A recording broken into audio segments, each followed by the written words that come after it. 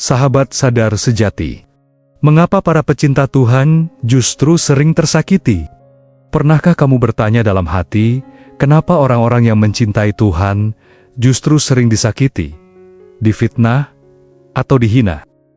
Bukankah mereka seharusnya dilindungi, dimuliakan, atau setidaknya dijauhkan dari luka yang menyakitkan? Bismillahirrahmanirrahim. Assalamualaikum warahmatullahi wabarakatuh. Namun kenyataannya, justru para kekasih Tuhanlah yang seringkali diuji paling berat. Mereka yang menundukkan diri, memilih untuk hidup dalam keheningan, justru dijadikan sasaran tuduhan yang tak beralasan. Mereka yang berhati lembut, malah dianggap lemah. Mereka yang diam, malah dicap sombong. Dunia seolah tak punya ruang untuk mereka yang memilih jalan sunyi. Apakah ini kebetulan? Atau adakah rahasia ilahi yang tersembunyi di balik semua luka itu? Di balik penderitaan mereka, tersimpan satu kebenaran yang tak bisa dipahami oleh akal biasa, bahwa sakit adalah bahasa cinta Tuhan, bukan hukuman, bukan kutukan, tapi isyarat yang hanya bisa dimengerti oleh mereka yang hatinya telah dibuka oleh cahaya makrifat. Para pecinta ilahi telah memilih jalan yang tak biasa, jalan menuju lenyapnya aku, menuju fana dalam kehadiran Tuhan. Mereka meninggalkan dunia bukan dengan pergi dari bumi, tapi dengan melepaskan segala keterikatan, nama, status, pujian, dan kebanggaan diri. Mereka hidup di dunia, tapi tak lagi diperbudak olehnya. Namun, disinilah letak paradoks terbesar. Dunia tak pernah siap menerima mereka yang telah bebas. Ego manusia merasa terancam saat berhadapan dengan jiwa yang murni. Cahaya dari para pecinta Tuhan bagaikan matahari yang menyingkap bayang-bayang. Dan ketika kegelapan terusik, ia melawan. Maka, tak heran jika orang-orang makrifat seringkali menjadi korban. Mereka diserang bukan karena salah, tapi karena keberadaan mereka membongkar topeng banyak jiwa yang belum selesai.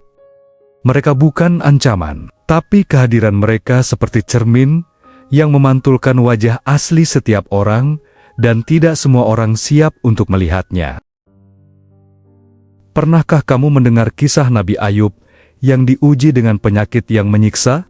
Atau Siti Hajar yang berlari-lari mencari air di tengah padang pasir sendirian bersama bayinya? Atau kisah Jalaluddin Rumi yang harus merelakan kepergian Syams, sahabat jiwanya? Semua kisah itu bukan tentang penderitaan, tapi tentang cinta. Cinta yang tidak dimengerti oleh mereka yang mengukur kasih sayang Tuhan dengan kelimpahan duniawi. Karena cinta Tuhan bukan berarti hidup tanpa luka. Justru luka itulah bukti bahwa Dia sedang membersihkan kita, menyempurnakan kita, dan menyiapkan ruang dalam jiwa kita untuk menampung kehadirannya. Seperti emas yang harus dibakar untuk menjadi murni, begitu pula hati manusia tak akan pernah bersinar tanpa melalui nyala ujian. Dalam Al-Quran, Allah berfirman, apakah manusia mengira bahwa mereka akan dibiarkan mengatakan, kami telah beriman tanpa diuji? Quran Surat Al-Ankabut ayat 2. Ujian adalah bahasa yang Tuhan gunakan untuk berbicara pada hamba-Nya yang terdekat. Ia adalah pelatihan batin, penyucian ego, jalan menuju pemahaman terdalam bahwa segala yang selain Dia adalah fana, dan hanya Dia yang kekal. Para pecinta ilahi tidak hidup seperti kebanyakan manusia. Mereka tak mencari pujian, tak takut pada celaan. Mereka tak tertarik pada popularitas, pujian, atau pengakuan. Hati mereka hanya berisi satu nama-nama yang maha abadi. Dunia bisa mengambil semuanya dari mereka. Harta, keluarga, reputasi. Tapi satu hal yang tak bisa dirampas adalah keyakinan mereka kepada Sang Pencipta. Dan disinilah letak kekuatan mereka. Ketika segala sesuatu yang bisa digenggam telah lepas. Barulah tangan ini bisa terbuka untuk menerima anugerah yang tak kasat mata. Mereka memang tampak lemah, mudah disakiti. Tapi justru dari luka-luka itulah keluar cahaya penyembuhan untuk dunia. Mereka adalah lentera yang rela dibakar, agar bisa menerangi jalan pulang bagi jiwa-jiwa yang tersesat. Syekh Abdul Qadir Al-Jailani pernah berkata, "Jika kamu ingin menjadi kekasih Tuhan, siapkanlah dirimu untuk dibenci oleh dunia."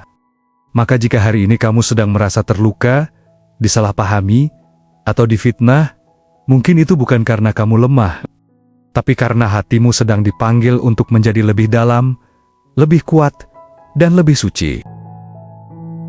Dan jika hari ini kamu pernah menyakiti seseorang yang hidup dalam kedamaian, mungkin saatnya kamu bertanya, apakah aku sedang menyakiti seorang kekasih Tuhan? Jangan buru-buru menilai. Kadang, jiwa yang paling sunyi justru menyimpan kedekatan paling rahasia dengannya. Dan menyakiti mereka sama saja dengan menantang Tuhan yang menjaganya. Sahabat, dunia ini bukan tempat untuk selamanya. Apapun yang kamu alami hari ini, tak akan kekal. Tapi respons hatimu terhadap luka itulah yang akan dicatat abadi. Apakah kamu bertahan? Apakah kamu tetap percaya? Ataukah kamu memilih menyerah dan mempersalahkan takdir? Karena pada akhirnya, hanya ada dua pilihan. Menjadi cahaya yang tetap bersinar meski dibakar, atau menjadi kegelapan yang menyakiti mereka yang bersinar, karena takut kehilangan tempat persembunyian. Jika kamu merasa hancur, bersyukurlah. Tuhan sedang menghapuskan dirimu agar hanya yang ilahi yang tersisa. Jika kamu merasa sunyi, tenanglah. Tuhan sedang menjauhkanmu dari kebisingan dunia, agar kamu bisa mendengar bisikannya. Dan jika kamu merasa tak punya apa-apa, tersenyumlah. Karena hanya hati yang kosong yang mampu dipenuhi oleh kehadirannya.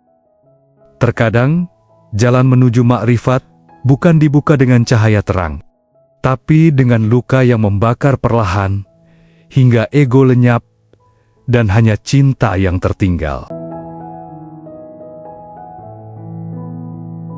Maka jika kamu merasa terpilih untuk merasakan sakit itu, janganlah menyerah. Mungkin kamu bukan sedang dihukum. Mungkin kamu sedang dipanggil untuk menjadi lentera yang rela dibakar demi menerangi jalan pulang bagi mereka yang lupa arah. Semoga hatimu kuat, semoga jiwamu tetap teguh, dan semoga ketika waktunya tiba, kamu bisa berkata pada Tuhan dengan senyum yang tulus, "Ya Tuhanku, aku telah memahami cintamu melalui jalan penderitaan yang Engkau berikan." Sahabat sadar sejati, semoga video ini menambah ilmu dan memberikan inspirasi bagi kita semua.